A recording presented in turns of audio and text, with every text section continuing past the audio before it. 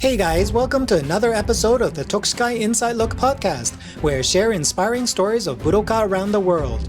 Please share your favorite episodes with your dojo and community so this effort can be spread to more corners of the earth. This episode is brought to you by our amazing patrons over at Patreon. By donating as little as a cup of coffee to a bowl of ramen, they've directly made this podcast possible. If you're enjoying this work and can spare a small tip each month, it would mean a lot to me. I'll also be sharing the occasional behind-the-scenes clips and side initiatives that build on this podcast. You can find it at www.patreon.com/Tokuskai Canada. Thanks in advance for your support. And now, on to the interview. And I continued in the martial arts in some form or capacity pretty much all my life. And that is where I got my first introduction to breathing techniques, which is going to be the subject of today's discussion. And there are many different types of breathing techniques I was introduced to through initially karate. I'm sure many of you are familiar with probably Sanshin kata, which involves isometric contractions and specific breathing techniques. And then as I got into physical fitness as a fitness instructor and a trainer and a coach, I started looking at different breathing methods used for those types of purposes, because there are specific breathing methods we use for different forms of strength training. So I started studying that in great detail. And then, of course, now in my current profession, where I work as an acupuncturist and Chinese medical consultant, we have a very specific understanding of the breath in terms of the overall health of the human body. And I integrate that now with everything else previously learned. And then I integrate all of that into my EI and Kinjitsu and Jodo practice. So that's me. So Batman, you have a lot of experience. You talked about martial arts. I also know you also did Zazen. But our interest here today is really your work with as a fitness coach and as a practitioner of Eastern medicine and acupuncture, and where breathing fits in with all of that. So first, I would like you maybe give you an overview of those practices and where breathing fits into them. And then we might interrupt with specific questions to go deeper. And then from the document you sent me, I have some like deeper topics that I like to go into. So when it seems fit, we'll move from there. We can jump there. The Eastern medical understanding of breathing is tied into the functionality of the lungs and the large intestine. And that's an odd pairing, but in every organ system within the Eastern medical model, there is this symmetry. In the exact same, we have it biomechanically for the biologists. We have opposing muscle groups. So we have, you contract your bicep, your tricep stretches, you contract your tricep, your bicep stretches. So we have this dynamic connection in everything within Eastern medicine, which is capsulized by the concept of yin and yang. So you got darkness, you got light, you got up, you got down. But these are relative concepts. So within our organ system, which we term the Zhang Fu, we have this pairing of organs. So for instance, you have the heart and the pericardium. That's an easy one to understand because the heart and the pericardium are connected in Western biology. You have the kidneys and the bladder. These are connected together. Again, very easy to understand that relationship because the kidneys clean and filter the blood, excess waste gets sent down to the bladder, and we urinate it out. So there's a strong connection there. You have obviously the liver and the gallbladder. They're connected. The liver metabolizes and breaks down, detoxifies the blood, and the gallbladder primarily produces enzymes to break down fat within that. So there's a strong physical connection between those two. And then you have the lungs and the large intestine. And there's no connection there whatsoever physiologically, but there is function. They're both seen as barrier systems, and they're both concerned with oxygen, weirdly enough. So in Eastern medicine, conception of this, and it can get very complicated, so I'll give this as a very, very simple overview. We inhale oxygen, which contains the chi of air, which basically is the life force created by inhalation, right? So you're gathering in all of these molecules of energy. You're gathering in oxygen, carbon dioxide, nitrogen, all of these gases. We inhale all of this. This comes downwards, and then it meets the energy created by the digestive process, our food, right? And that rises. So we metabolize in the stomach. It breaks it all down, extracts all of that through the intestinal processes. And this energy rises upwards and it meets the oxygen and the air that we breathe in. And this combines to create true chi, which is the energy within the body system. And basically, this is referring to bioelectrical energy. And then that is then further subdivided into the blood, into the essences, into Wei Qi, which is our protective mechanisms. And the lungs and the large intestine are both very much involved in this concept of breathing, in the sense of movement through a barrier. So when we inhale all of the gases in the air, it settles in the pathways down into the bronchioles, into the lungs, into the areolae, and then we move through gaseous exchange. Carbon dioxide moves out, oxygen moves in, and this gets switched around, and then we expel the carbon dioxide. And I think that biologists will probably be wincing at my butchering of human physiology there. But that's the basic idea, okay? The same process, this concept of a barrier system, is replicated in the intestines because that is extracting water. So again, it's a barrier where water moves out and things get put in, and that processes our food. And then we create waste product and remove that. So this concept of a barrier system is the functional relationship between the lungs and the large intestine. But there's another aspect to this in our skin, which is part of our Wei Qi, our defensive system against the outside world. And breathing is part of all of this. So in Eastern medicine, they don't consider the process of inhaling and exhaling breathing. They don't think that's breathing. They call that inhalation and exhalation. Well, they use Chinese terms for that, but it's inhalation and exhalation. The part of the body that breathes is your skin. It pores open and close. This is breathing. Your inhalation and exhaling, that's not breathing in the Eastern understanding of it. So the skin, which breathes, is a protective barrier against all of the things in the outside world. And you can only get ill in Eastern medicine according to three pathways. You inhale pathogens and bacteria.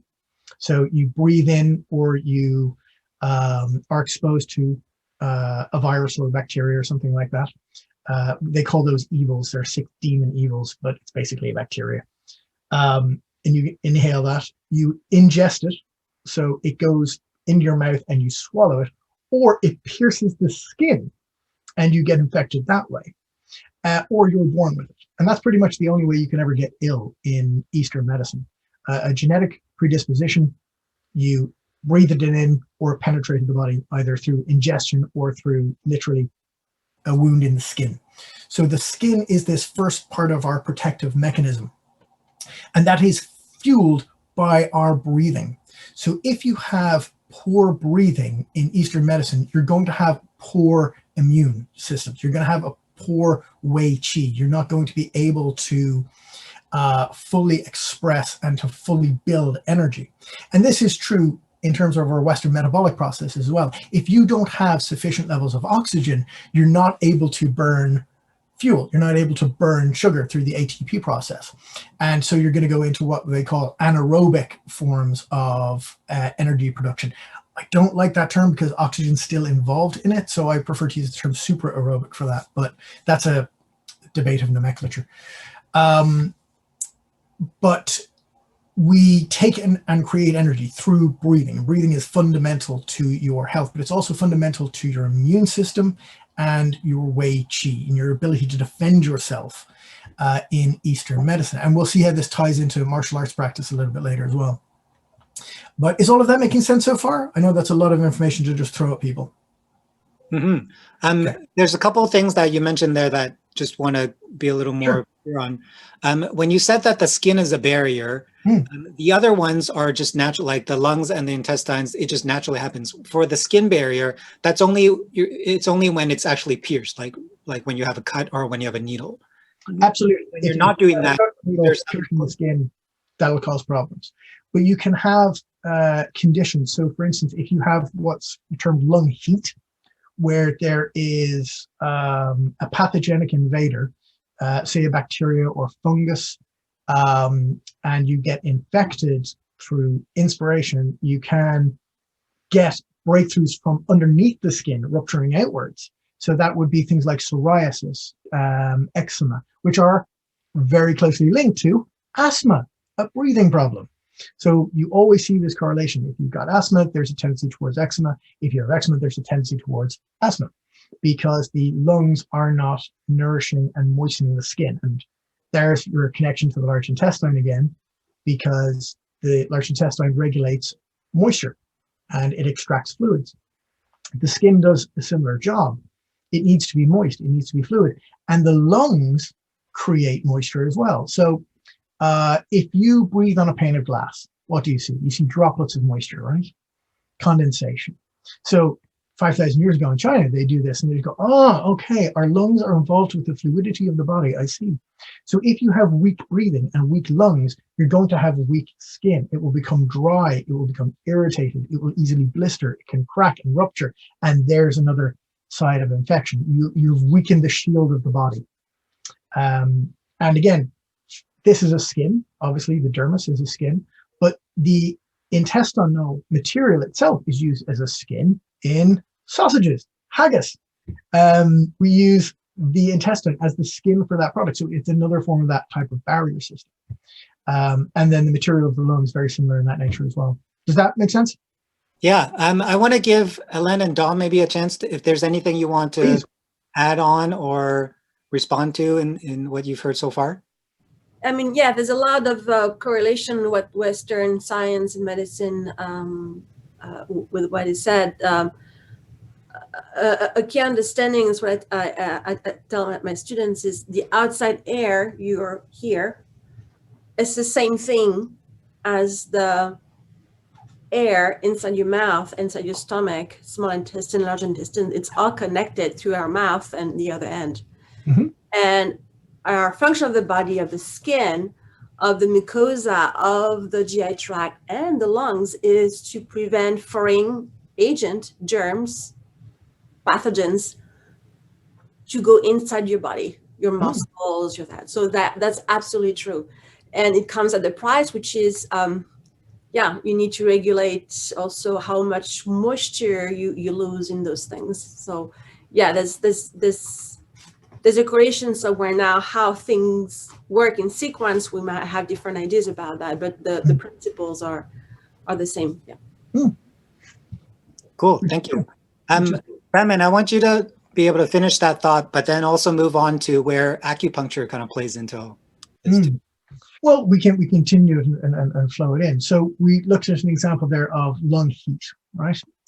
Lung heat can be caused by hot evil, right? Which is basically a pathogenic invader. So for instance, the way they conceptualized pathogens, bacteria and viruses in the old days of 5,000 years ago, before we had our modern terminology for these things, the way they imagined it were demons with spears, right? So there's this tiny invisible demon spear clad thing. So it's got all these spikes coming out of it everywhere. And that attacks, it lands on you in the same way that you might land on a beach as a military exercise. You might storm a beach. So it lands on vulnerable areas of you, particularly around the throat. They considered this a very big weak point in terms of compromised immune systems from bacteria and viruses. So it lands on the face, lands on the nose, or it's brought to it. So you've touched a surface that had this demon on it, and it stuck its spears in your hand, and then you ate food, and then it went into your body from that vehicle. And this is not actually far off. If you look at a virus under a microscope, it's a big, round, jaggedy, spiky thing. So the coronavirus that I think we've all seen at this stage is a circular disc with all of these spikes coming out of it. So it's a small spiky demon. They weren't far off. So this demon attacks you and it gets inside the body, either penetrating the skin, or you ingest it, or you inhale it. And it gets into the lungs. So it's breached the first barrier, the skin, because, coronavirus can't get through my skin. Can't do it. That's impermeable. It's amazing stuff. It's water resistant. It's absolutely fantastic.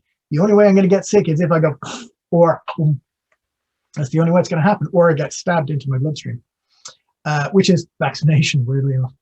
The whole issue of vaccination, great idea. Best thing Western medicine's ever invented. Genius. But when this pathogen gets into the system, right, it starts waging war.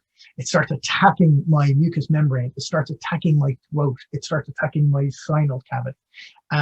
It starts attacking, if it gets deeper into the lungs itself, it's going to start causing breathing problems. And then that systematically gets into the muscle layer, to the blood layer, to the bone layer. And then eventually gets into a massive organ issue. And you have these 6 levels of infection, I suppose, if you want to think about it, or severity of infection. And that produces a response within the body. And it can create heat or it can create cold. So we're going with an example of lung heat. So this basically pathogen that we have breathed in or have ingested and come into contact with now produces internal inflammation, right? We're all, I think, familiar with the concept of inflammation. It swells and expands, it's hot, it's sore, it's painful.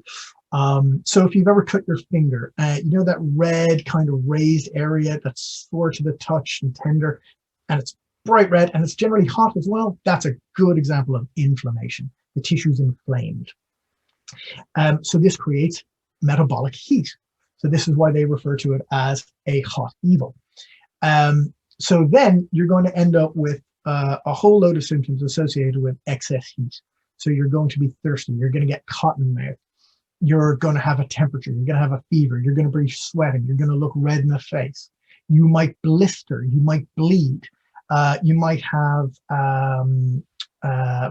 so for instance, one of the weirder symptoms of COVID is you actually get these odd blisters in the hand, and you can get rupturing and bleeding as a result of excess heat, from our understanding of it in Eastern medicine.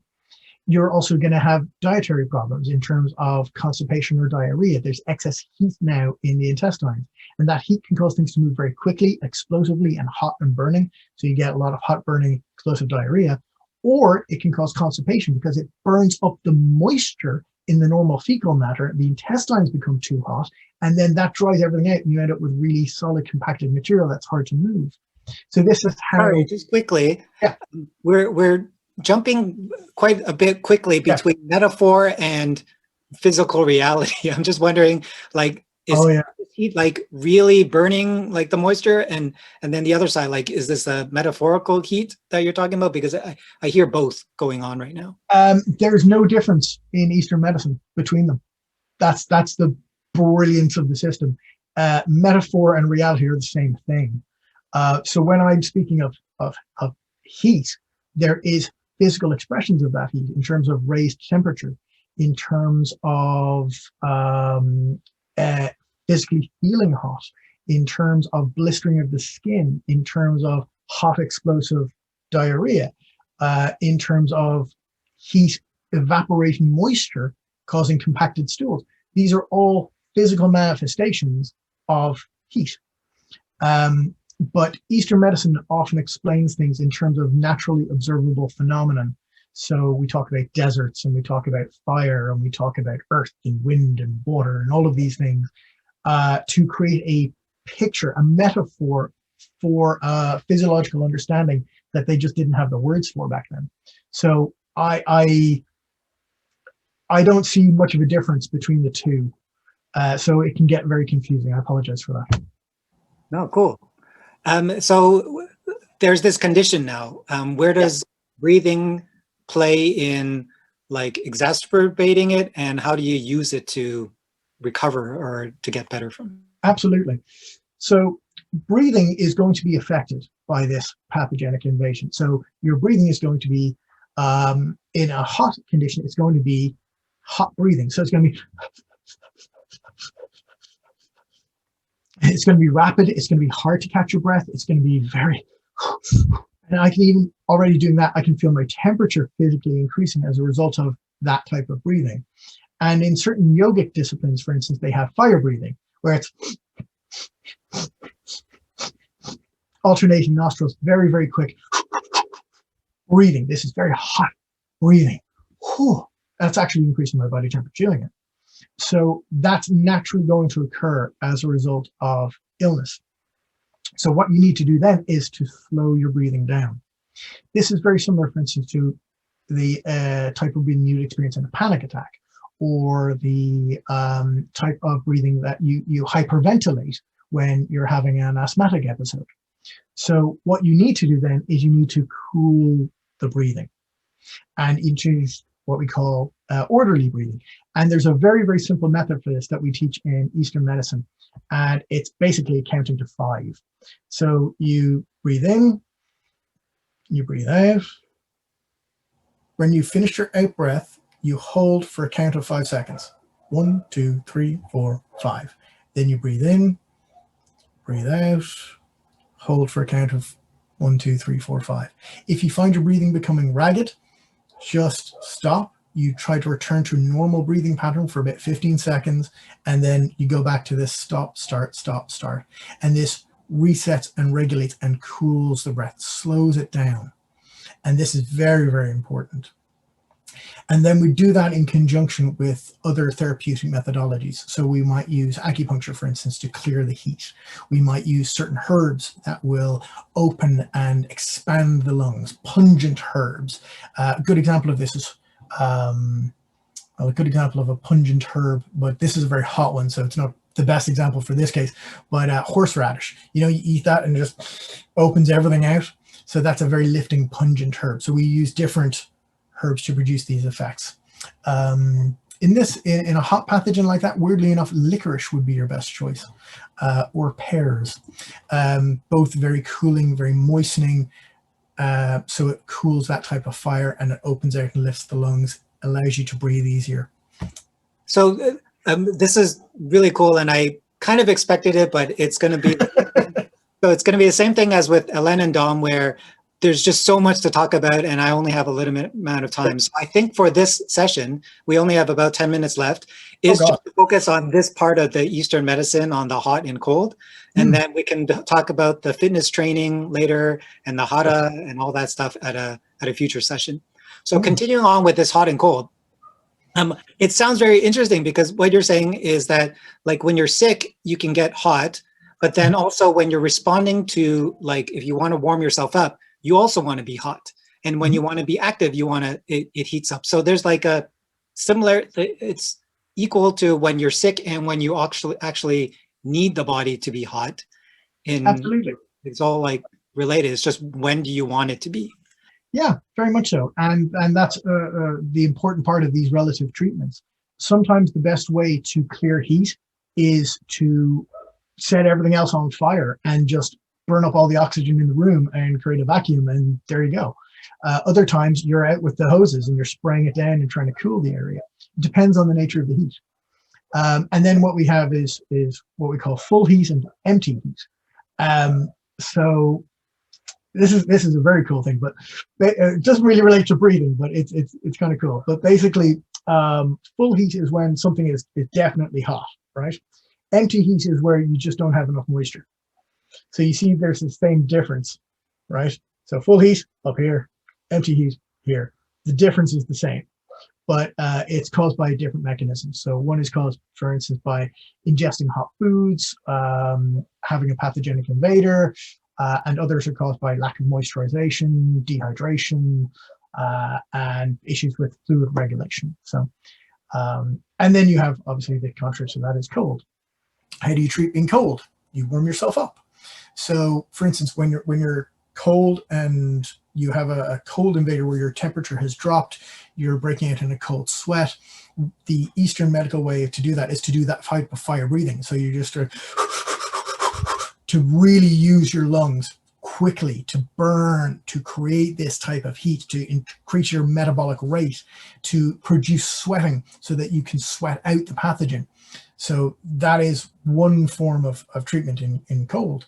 And then we have cooling breathing methods in treating hot conditions, which is kind of awesome.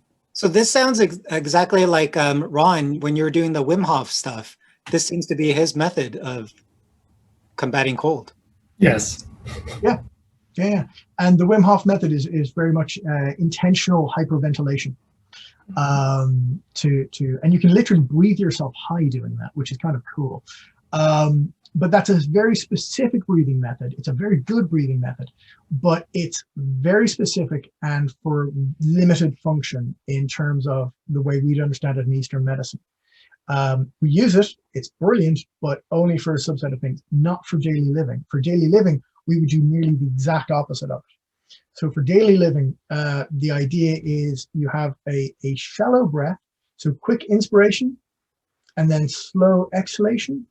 And it's all from stand up a little bit, it's all from here, the lower ribs of the diaphragm. It's all diaphragmic breathing. So this is biomechanical, goes out, goes in, out, in.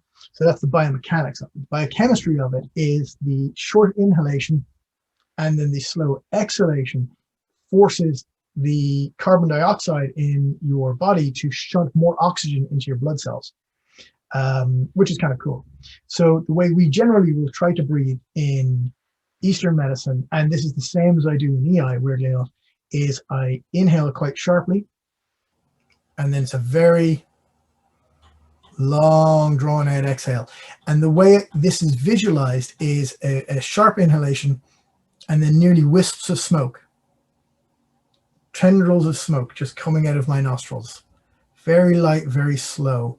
And this is the same type of breathing that I would use in Zazen.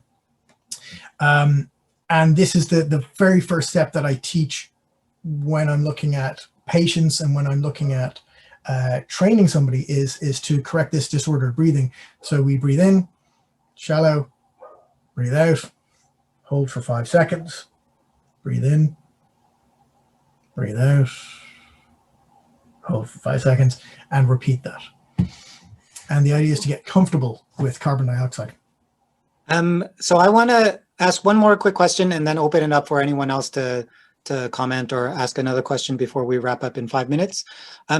We talked about, you talked about inhaling sharply, and when we, in martial arts and Kendo specifically, we say that's an opening. So we don't want to inhale, we don't want to take a long time because that just extends the gap of your weakness. From the medical perspective or whatever, from Eastern medicine, why is a short inhale good? Because it sounds like even if you're not in a fight, you should still have a much shorter inhale and a longer exhale. Absolutely. And the reason is because of the balance of yin and yang. Inhalation is something that we don't consider really in Eastern medicine. It is a natural function. You're going to inhale. It's normal, it's natural. It is the longer exhalation that is prioritized because we don't do that part correctly. That's voluntary, that's under our control, and we screw it up all the time. So they're just like, don't worry about your inhalation. Inhalation won't happen. It'll just be done. It's the exhalation where you can screw it up. And the way they equate this is to laughing and yawning, right? So if you're going to have a genuinely good laugh, right? How do you do it? It's just, it's forceful exhalation. It's concentration, breathing out all the time. To breathe in, do you ever think about breathing in so you can laugh? No. And when you yawn, do you think about breathing in so you can yawn? No, it just happens. And then it's a long exhalation. So they're just like, it's natural. It's short and long. Yin, yang, in, yo. Cool. I like that example there, of like the laughing and the yawning. So I'm sure other people have something. I think Kuru Sensei would probably have something that he's heard of being in Korea, Japan for so long, involving in Zazen. Do you have any question or a comment you want to raise? Putting me on the spot. I think I don't know. Within that state, whenever you sit, of course, you're narrowing your place where you are. And so therefore what becomes sort of on the table of your concern will be things like being very conscious, overly conscious of your breath. And so then that's a good place to start. And I think with sitting, the main thing, first thing you're taught is find your middle. Find your middle, rock back and forth until it naturally, you sort of settle. That may not ultimately, after 20 minutes, be the center, but you're trying to find that middle. And then after that, you're trying to correct your posture such that whatever you're talking about today actually is allowed to manifest itself. And you take it from there. And it's presented to you as opposed to you seeking it. So you become aware of it just as long as you're within that position, state, I suppose, which is not your normal necessarily. But it is something that you take with you and you try to practice that when you're sitting in a chair or on the subway or walking down the street. You try to manifest what that sense was. Becoming more sensory, sort of alive. I don't know if that makes sense, but Very much so. And I think that's an important point, talking about the finding center and position. When I studied Zazen, I studied in the Soto sect of it. And the big key that they made was posture was everything. Everything. We just have to focus on your posture. And the reason for this is because when you have correct posture, your lungs can fully breathe in and out, and your diaphragm is correct. And this is something I touch on in my writings with Patrick. It's that seat of moral sense, right in the gets right on that diaphragm. And if you don't have that, you're going to be crumpled forward. You're going to be breathing shallow. You're going to be constrained. You're going to be tight. Your thoughts are going to be constrained. They're going to be tight. When you're here, it's, you don't have fudoshin. Your mind is immovable. It's not trapped. It's beautiful. And I think that's one of the important points about Zazen. And when I'm doing Zazen, I might maybe inhale once over a minute or so. And I'll just solidly be breathing out for like 55 seconds. So I'll breathe maybe 10 times in 10 minutes. That's it. Cool. So normally I'm not this tight on time, but because I know a couple of people have a seminar to go to at 10 o'clock. So that's why today we're tight. Next time, Batman, when you come back, hopefully maybe early April, if that's sure. to you. We'll book for a longer period of time because there's so much more that you can cover. Again, and Elena and Dom will probably have them again for another session on physiology. I'm also excited to kind of tell you guys that I'm looking at other areas, other experts kind of talking about breathing from a different perspective. So on March 26th or 27th, we have a professor of ornithology, so birds, and understanding how birds breathe and kind of figuring out how that matches with us. I'm also in the process of booking a free diver, a Canadian that actually has a couple of continental records. So she'll be joining us sometime in the near future talking about breathing practice in free diving. If any of you guys also know of anyone else in different fields, I'm looking at maybe airline pilots because there's something there, climbers, maybe like other types of swimming or anything else that you see a related topic that you know someone that could recommend. That would also be cool to build on this conversation. Okay, so thanks so much everyone for coming. Thank you, Batman, specifically for today. No worries. Thank you for giving me your attention and for being so kind and patient with me. Yeah, and thanks for this background on how you got your name officially legally changed. That's great. Yeah. All right, have a great weekend, everyone. Thank you. Thanks, guys. Thank you. See you soon. Bye. Hey guys, I hope you enjoyed that episode because we have a lot more exciting conversations to share as we explore the world of the traditional Japanese martial arts. The Inside Look podcast is brought to you by our amazing patrons over at Patreon. If you are enjoying this work, please consider supporting me at patreon.com/Tokuskai Canada. To contribute to this effort, you can find me on Facebook and Instagram at tokuskai.canada or subscribe to our newsletter at subscribe@tokuskai.ca.